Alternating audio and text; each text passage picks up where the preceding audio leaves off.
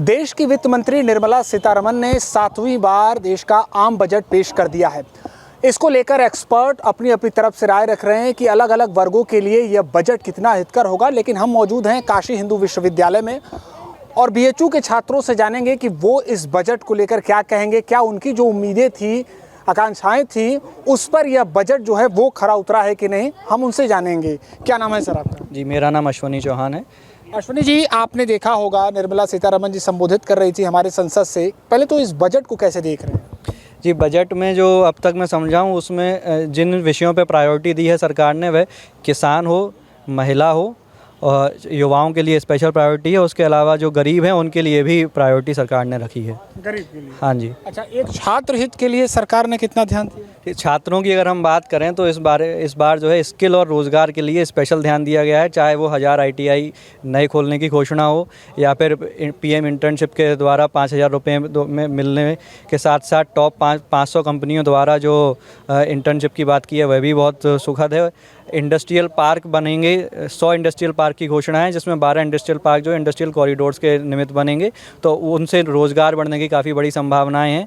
अलग अलग हम देखते हैं कस्टम्स और ड्यूटीज़ बढ़े हैं। ईज़ ऑफ डूइंग बिजनेस में हम देखते हैं कि मुद्रा लोन को 10 लाख से बढ़ाकर 20 लाख कर दिया गया है। एजुकेशन लोन जो गारंटी फ्री पहले 7 लाख तक होता था उसको 10 लाख तक किया गया, उसमें 3% इंटरेस्ट में छूट भी मिलेगी अब। तो यह चाहे पढ़ने के लिए सुगमता की बात हो, चाहे रोज़गार के लिए सुगमता की बात हो, दोनों में जो है सरकार ने काफ़ी अच्छे प्रावधान दिए हैं। 10 में से कितने नंबर?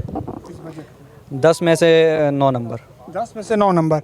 आपका शुभ नाम सर? जी, मैं डॉक्टर भवानी सिंह। अच्छा, यहाँ किस विषय में पढ़ाई? मैं आयुर्वेद संकाय में IMS में यहाँ सीनियर रेजिडेंट के पद पर कार्यरत हूँ। अच्छा, कैसे देखते हैं इस बजट को?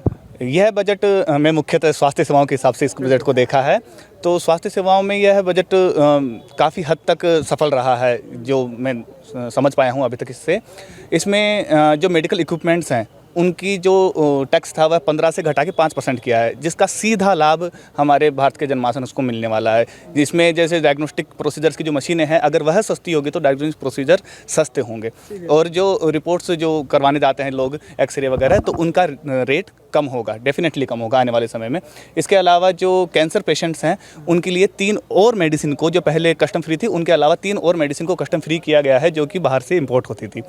इसके अलावा जो इस बजट का मेन प्रायोरिटी थी वो थी कृषि उत्पादन को बढ़ाना। तो मैं आयुर्वेद का संकाय का छात्र हूँ और कृषि उत्पादन आयुर्वेद की रीढ़ है। जो प्लांट प्रोडक्ट्स हैं, मेडिसिनल प्लांट्स के प्रोडक्ट हैं, वह हमारी आयुर्वेद की रीढ़ की हड्डी है एक तरह से। अगर कृषि उत्पादन बढ़ेगा तो कहीं ना कहीं औषधीय पादप या मेडिसिनल प्लांट्स हैं उनका उत्पादन बढ़ेगा। और जिस तरह से इंडिया में जामनगर में भी रिसेंटली WHO का जो सेंटर ओपन किया गया था, उसके तहत अगर हम मेडिसिनल प्लांट्स का ग्रोथ बढ़ाते हैं यहाँ पे, तो इसका फ़ायदा इंडिया को बहुत ज़्यादा तरीके से मिलने वाला है। हम मेडिसिन को इंपोर्ट कर सकते हैं। ये हमारे लिए एक बहुत अच्छी बात है कि हमारे यहाँ पे इतने सारे वैरायटी ऑफ मेडिसिनल प्लांट्स पैदा होते हैं जो और कहीं किसी कंट्री में पैदा नहीं होते हैं। तो ये हमारे लिए गोल्डन अपॉर्चुनिटी है और ये बजट हमें उसके लिए स्ट्रेंथ देता है। 10 में से कितने नंबर इस बजट? मैं 8 नंबर दूंगा इस बजट को। 8 नंबर देंगे जी। आपकी आकांक्षाओं पर कितना यह बजट खरा उतरा? जी, इनमें से विशेष तौर पर अगर देखा जाए तो युवाओं, वो भी हुनरबाज जो युवा हैं, गरीब महिलाओं एवं गरीब लोगों को ध्यान में रखा गया है। अगर एक वाक्य में इसको देखा जाए तो ये एक सर्वांगीण विकास, सर्वव्यापी एवं सर्वसमावेशित करने वाला एक बजट है, जो 2047 में जो हमारा एक लक्ष्य है कि हम विकसित भारत की ओर चलें, तो ये उसको ले जाने वाला एक बजट है। इसमें अगर मैं विशेष प्रकार पर युवाओं के लिए देखूँ तो 500 कंपनियों में से 1 करोड़ युवाओं को इंटर्नशिप दी जाएगी अगले 5 वर्षों तक, एवं मुद्रा लोन की सीमा 10 लाख से बढ़ाकर 20 लाख कर दी गई है। 100 शहरों पर फूड पार्क्स बनाए जाएंगे। और अगर मैं पढ़कर आपको 1-2 बताता हूं, और जैसे कि 100 करोड़ तक के कर्ज के लिए अब अलग गारंटी नहीं दी जाएगी। 500 टॉप कंपनियों में 1 करोड़ युवाओं को इंटर्नशिप मिलेगी। 5 साल में 1 करोड़ युवाओं को इंटर्नशिप मिलेगी। 100 फूड क्वालिटी टेस्ट लैब बनाए जाएंगे और पूर्वी क्षेत्रों में औद्योगिक कॉरिडोर बनाए जाएंगे, जो भी युवाओं के लिए ही हेल्पफुल रहेगा। कहा जाता है कि जो सबसे ज़्यादा जो युवाओं की अपेक्षा रहती है वो रोजगार से रहती है, और रोजगार के हमारे देश में अलग अलग मायने भी हैं, प्राइवेट सेक्टर हो, सरकारी क्षेत्र हो। एक सवाल है कि क्या संतोषजनक जवाब मिल रहा है युवाओं को इस बजट से? अवश्य तौर पर मैं ये जरूर कहूंगा कि इस बार जवाब दिया गया है, क्योंकि एक विशेष प्रकार से एक माहौल बनाया जा रहा था कि सरकार युवाओं को नज़रअंदाज कर रही है, किन मानकों पर, रोजगार के मानकों पर। तो इस बार सरकार ने उसको जवाब दिया गया है, क्योंकि बहुत सारी अन्य दिशाएं भी खोली गई हैं कि आप सिर्फ शिक्षा में रोजगार का मतलब आप नौकरी ही नहीं है, आप उद्योग में बढ़ सकते हैं। सरकार ने उस पर भी आपकी मदद की है। आप कैसे देखते हैं इस बजट को? देखिए, एक छात्र होने के नाते यह बजट जब मैं देखता हूं तो इसमें जो प्रमुख बातें हैं, जैसे 1000 ITI को अपग्रेड करने की बात हो, सरकार कौशल विकास की बात करती है तो हमें वो चीज़ दिख रही कि कौशल विकास के लिए वो कर रही है। 500 जो प्रमुख कंपनियां उनमें छात्रों को इंटर्नशिप देना, उसके अतिरिक्त अब हम देखें कि शिक्षा के मुद्दे तो हुए ही, पूर्वोत्तर का जो क्षेत्र जो कहते हैं कि विकास से अछूता रह जाता है, उसके लिए पूर्वोदय योजना।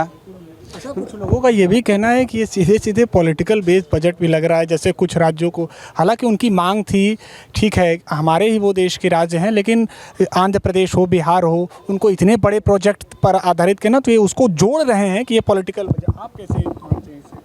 देखिए, जहाँ तक मेरा मानना है, हम देखते हैं कि पूर्वोत्तर का जो क्षेत्र है या बिहार का ही क्षेत्र है, आप देखेंगे बिहार में उद्योग धंधों की स्थिति मतलब इतनी ख़राब है कि गुजरात और दिल्ली जाके वहाँ के लोग जो है मजदूरी करते हैं, पलायन कर जाते हैं, विस्थापित होते हैं। तो अगर बिहार को सरकार 59-60 करोड़ दे रही है या धन दे रही है जिससे वहाँ के लोगों को रोज़गार मिले, तो ये तो अच्छी बात है।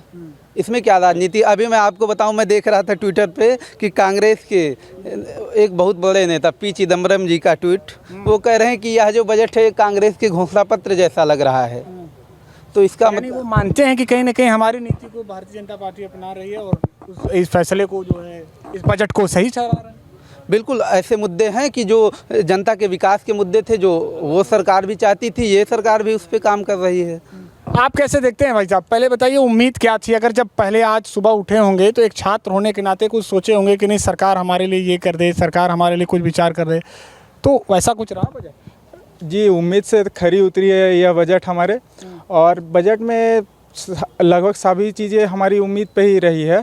जैसे कि हमारे एजुकेशन को लेके जो इंटर्नशिप के रिगार्डिंग आए हैं कि 5 साल में 1 करोड़ छात्रों को इंटर्नशिप का प्रोग्राम पे दिया जाएगा, और उस पे फिर बहुत सारी इंटर्नशिप ऐसी होती है जो फ्री में करवा दी जाती है, लेकिन उस पे स्टाइपेंड भी देने का है।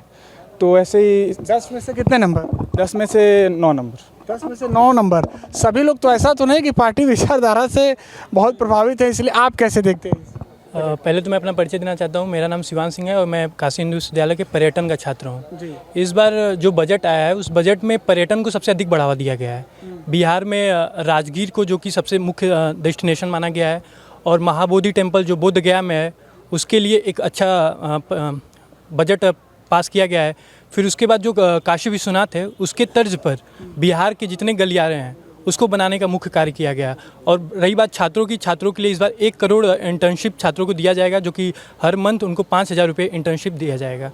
तो इस बार देखा जाए तो बजट पहले से बहुत अच्छा लाया गया है और छात्र हित में सबसे अच्छा इस बार बजट पेश किया गया है। शुक्रिया बातचीत के लिए। तो निश्चित तौर पर काशी हिंदू विश्वविद्यालय के छात्रों का कहना है कि ये जो बजट आया है, न केवल कृषि क्षेत्र, इसके अलावा अलग अलग क्षेत्रों के लिए, बल्कि इनके लिए भी काफ़ी हितकर है और ये इसे बेहतर मानते हैं। For exclusive and insightful videos, subscribe to our new channel ABP Live Premium.